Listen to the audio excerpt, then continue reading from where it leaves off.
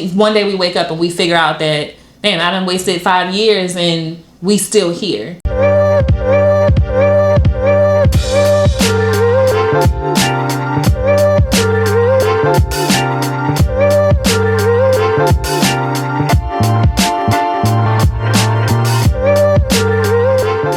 What's up? It's your boy, A to the L to the A to the N. I'm Alan. And my name is Nekol. And welcome to the Howze of Love podcast. Howze of Love is a relationship podcast where real talk meets real solutions. Over here, we offer laughter, wisdom, and discuss some of the hottest topics hot off the press. This podcast dives deep into love, connection, and everything in between. Each episode, we tackle the tough topics plaguing our community or plaguing social media. So over here, we want you to support the channel, like, subscribe, and become one of our house guests. Over here, we tackle honest conversations about trust, love, marriage, conflict, intimacy, and more, all with a mission to inspire more healthy relationships, strong families, and fewer broken homes. So whether you're single, committed, in a relationship, in a situationship, or somewhere in between, engaged or married, Howze of Love offers a little bit of something for everybody. So come and be a part of the community of love, because here, in the end, love wins.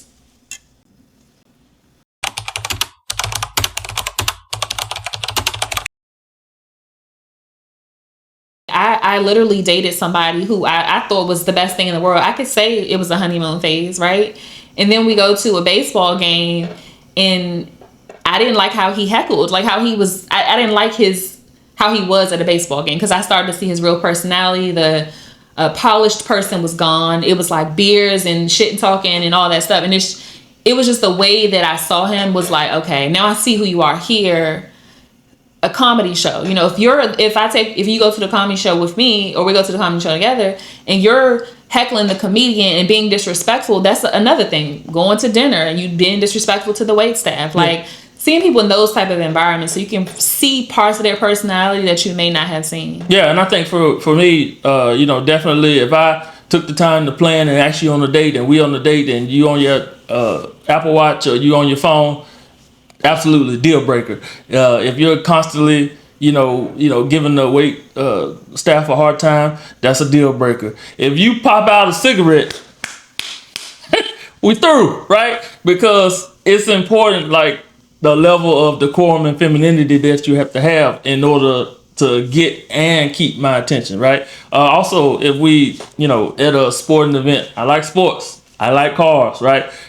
Those things I like for somebody to be with me to show interest, and the way that she shows interest is by asking questions, or coming along with me on the ride along, or just being happy to be in my presence, right?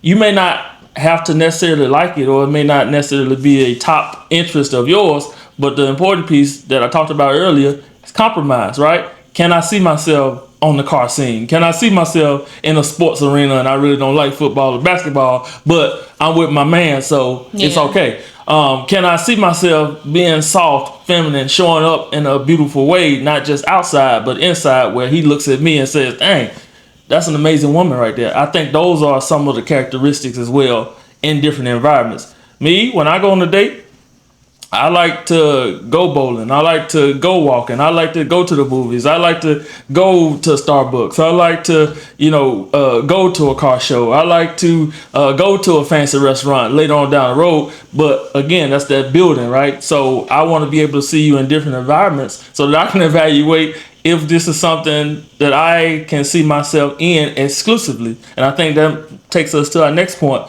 Once y'all decide, hey, we want to stop playing games, I'm done wasting time, and as the guy, I'm done wasting my money. What are we doing, right? It's okay to ask that question. It's okay to put, again, boundary on it, where you have a time limit to say, hey, all right, this is month 3. What are we doing? Because the situationship is not working for me. And once you pivot to understand where y'all going from there, the exclusivity and the commitment is important. Yeah, this is where you've made it to the phase.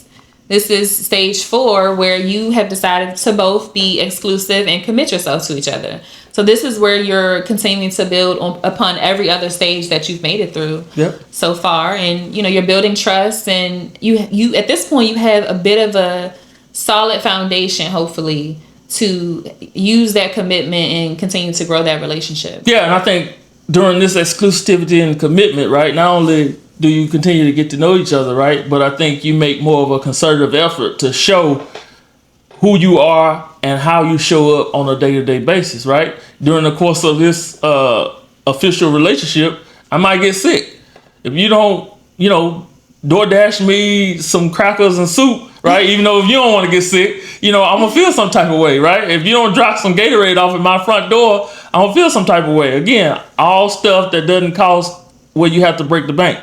And I think that's important with continuing to show up as your true authentic self. So you're here. You made it. I mean, I feel like during this stage, you've made it so far. You know, this is the stage too where y'all are going to be discussing what are your goals? What are your individual goals? What are your goals as a couple? Because you know that you've invested all of this time so far, right? So now it's time to really get serious about what y'all both want. This could be where y'all want to live, what kind of wedding would you want. Probably had the kids conversation already if you want to have kids, but this is where you kind of get a little more serious. Like, okay, I want to have X number of kids by then. It's just a more goal-oriented phase where I feel like y'all get y'all goals aligned together because y'all decided to commit. And let me hit on the kids piece, right? Because I think you're taking that's important. Whether you're a male or female, when you are showing up into the dating market and you already have kids, right?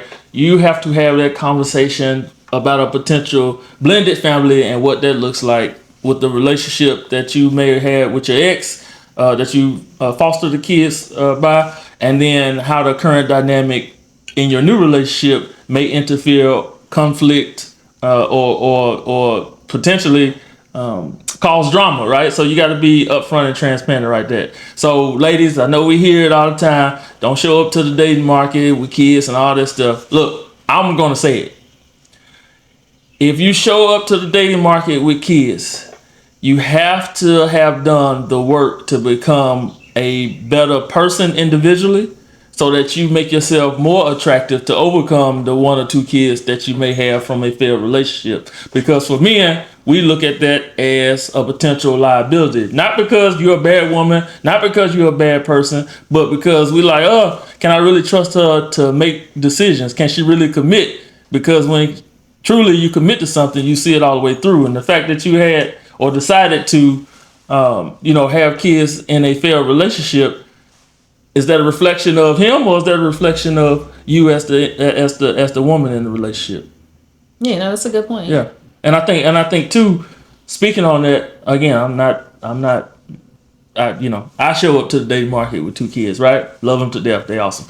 But I think it's important that, you realize where you are and how you have to overcome that potential barrier, right? So that you can continue to understand your sexual marketplace value, your SMV. You hear it throughout the internet, your sexual marketplace value, right? And let me start by telling everybody, this is like PSA hot off the press. There's nobody out here that's a 10, right? A 10 suggests you're perfect. We all got something that we fall short of. We all got something that we need to work on. And we need to be realistic about our expectations with how we show up in the dating market, period. So if you think you're a 10, it's good to have confidence, but you're not. All right, so the next phase. We've had the initial approach. We've had the getting to know. We've had the honeymoon stage. We've had deciding to commit and be exclusive. So next, you want to evaluate how everything that I've led up to this point kind of starts to fade, right? So we kind of talk about how the love starts to dwindle and you start to see people in a different light, right? Because we've been going off that dopamine, the adrenaline, the oxytocin, right? Those pair bonding agents that make you feel connected and infatuated and all about that person. Now stuff gets real. You're starting to notice little flaws and little things that you have to evaluate if it works well for you. And I know one of the things that you've said before when we've come up with different topics is, I need to understand if that's going to work for me. Mm-hmm. Yeah, no, yeah. I mean, throughout throughout all of the stages that we touched on so far, you're trying to figure all of this out. But I think by the time you get to stage 5, where the infatuation kind of goes down. I know for women, a lot of times we may come off as a little nitpicky. We may come off as a little different, or like we've slightly changed, but we're starting to notice some things that we didn't notice before. The honeymoon phase is gone, right? So unless you guys are like super, super locked in, chemistry is like amazing still, you start to notice flaws. You start to notice things that you haven't seen before. It may show up differently because of that. Yeah, and I think it's important, like, if it's something that you feel like you can't deal with or something that you hadn't seen before, ask the question, right? Don't just assume, like, oh, I don't like that. I don't like the fact that he flip his toilet paper on the overside versus the underside, right? Those are little things, right, that are petty in nature, but that are petty in the grand scheme of things, but it's important to talk about. Like, hey, why do you do that? Or, hey, I hadn't seen that before. I hadn't noticed that before. Tell me more, right? And those are the questions that you ask, not to be invasive, but to gain an understanding versus being accusatory. Yeah, and I think you make a good point that, because a lot of times as women, we may run away from it. We may just ghost a man or whatever. But because sometimes y'all don't take it well. And I think this is a phase where, yes, you've already committed and became exclusive, but it's okay before you walk down the aisle, it's okay to say, to try to figure things out, because you don't want to deal with these flaws if you feel like you can't deal with it for life. You know what I mean? Like, say during what? Walk down the aisle. We ain't got that far yet. I know, but you're already exclusive, right? Yeah. You've committed. Right. And that's the goal. The goal is for what we're trying to, build a family. That's the goal. Ladies, don't say that. That's going to run us off. Don't say that. We may not say walk down the aisle, but what I'm saying is, if a woman, if we know the honeymoon phase has died down, right? This man, I'm starting to notice some annoying habits. Right? Annoying habits. You clip your toenails in the living room. I don't know what those it is. icks. The icks. Yeah. It's a real thing. And some women get to this stage and feel like, oh, I don't know if I can do that. They come to the girl chats like, he do this. He fine. He got money, but I don't know if I can, all the things. So it's important to sit with yourself and understand if you can deal with these things. But I think that's the important piece, right? To sit with yourself to understand if you can deal with them, not put the man in a group chat.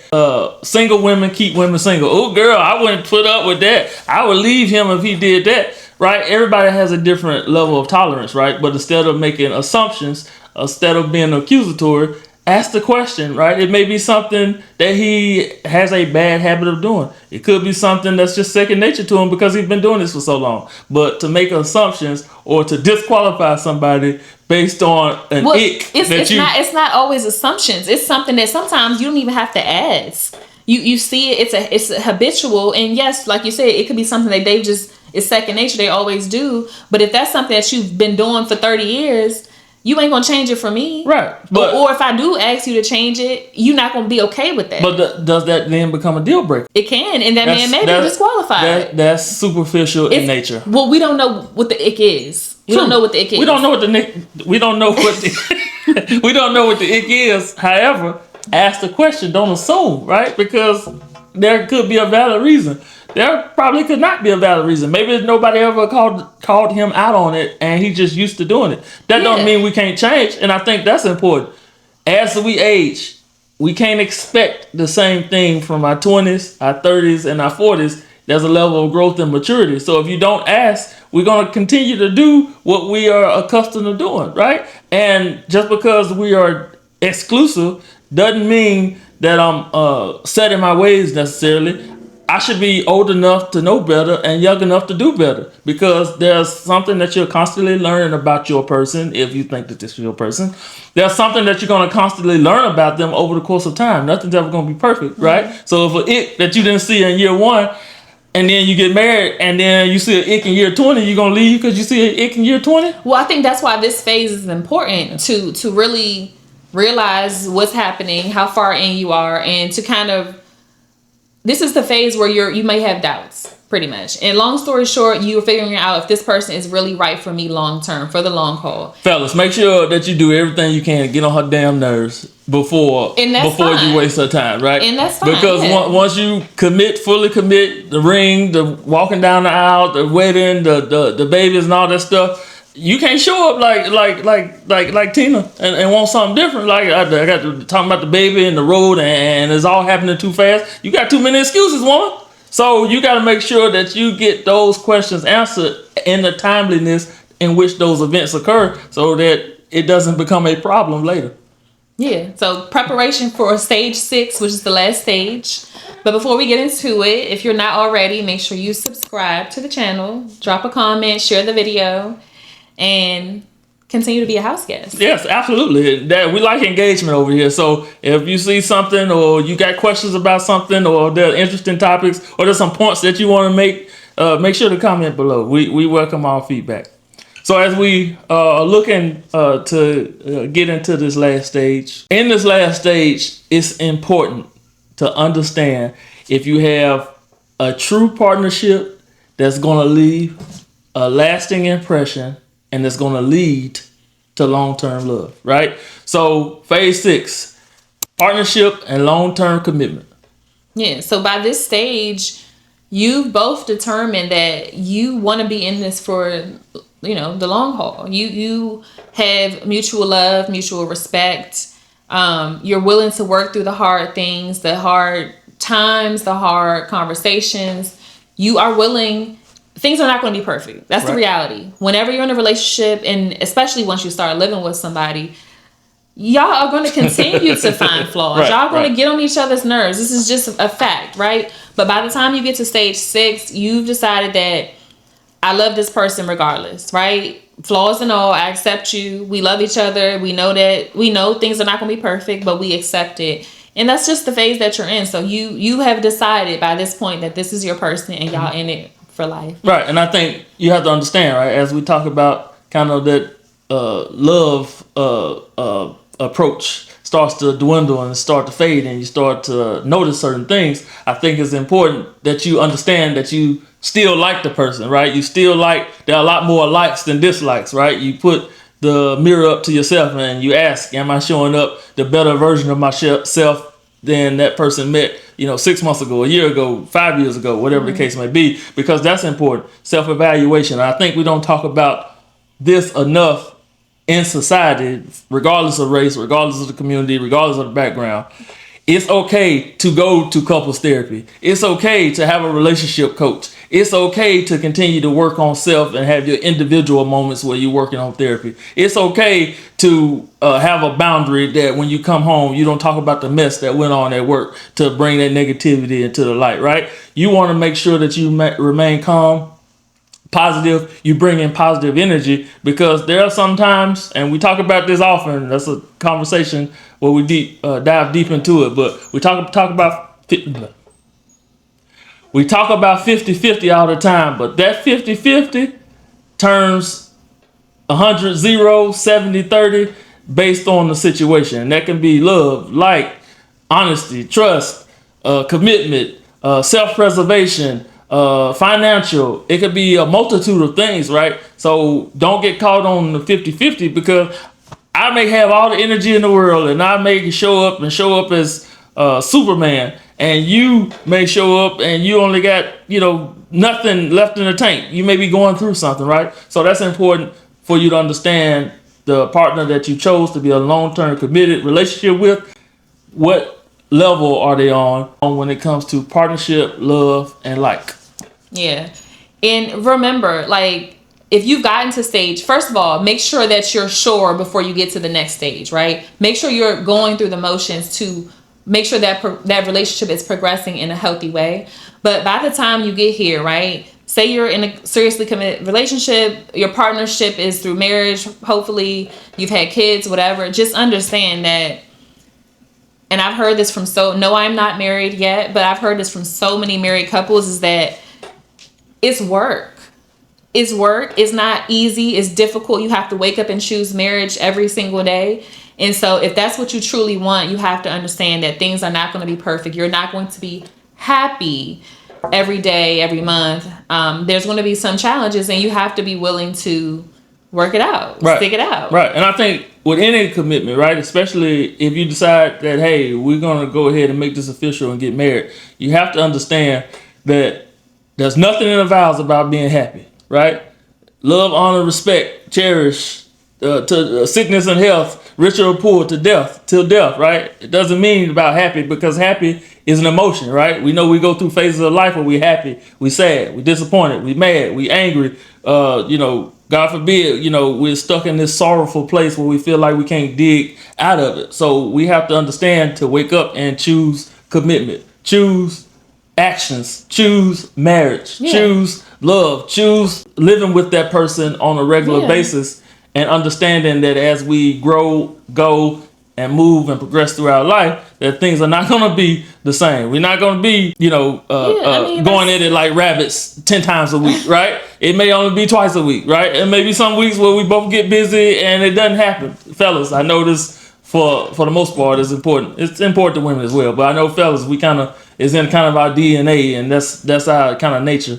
But you have to understand, if she's going through something, you have to be willing to sit down at the table and understand what she's going through, so that you know how to show up better in that space. Because when she come out of it, she gonna remember how you approached her and how you showed up, and it's gonna be worthwhile. But I think this video was super helpful for anybody who is trying to date, or probably at one of these stages right now. So whenever you meet somebody new, or you feel like you're at a space when you're dating, come back to this video, click through the conversation and kind of see where you are, or just to evaluate where you are with that relationship, because it's so important. If you've gone through all this, then by the time you get to this last stage, you should have understood, y'all should have had enough conversations, enough scenarios, outings, whatever, to like I said, decide if this is going to be for you for the long haul. Absolutely. So. And if you feel like we missed something, add in the comments. If you feel like it's a phase that we missed, maybe we can address it in a future video. But I think this has been very insightful, very helpful, and I appreciate the dialogue, because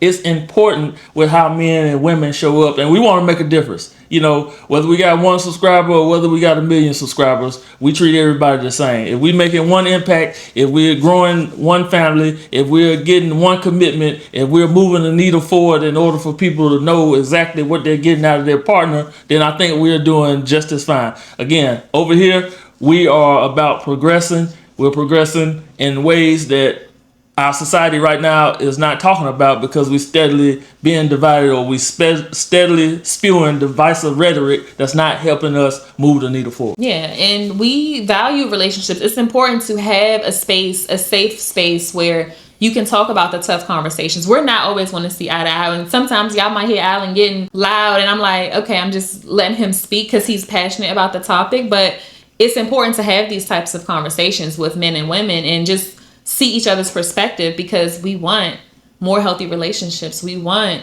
stronger families and fewer broken homes over here. Absolutely. So thank you for taking the time to review this video. We definitely appreciate you coming into this space. Consider becoming one of our house guests. Like, subscribe, share this video. We want to generate a huge community of love over here, but we need your support to do so by subscribing and by clicking like and sharing that video. Doesn't cost you anything. It's free, people. So we appreciate it, because remember, in the end, love wins.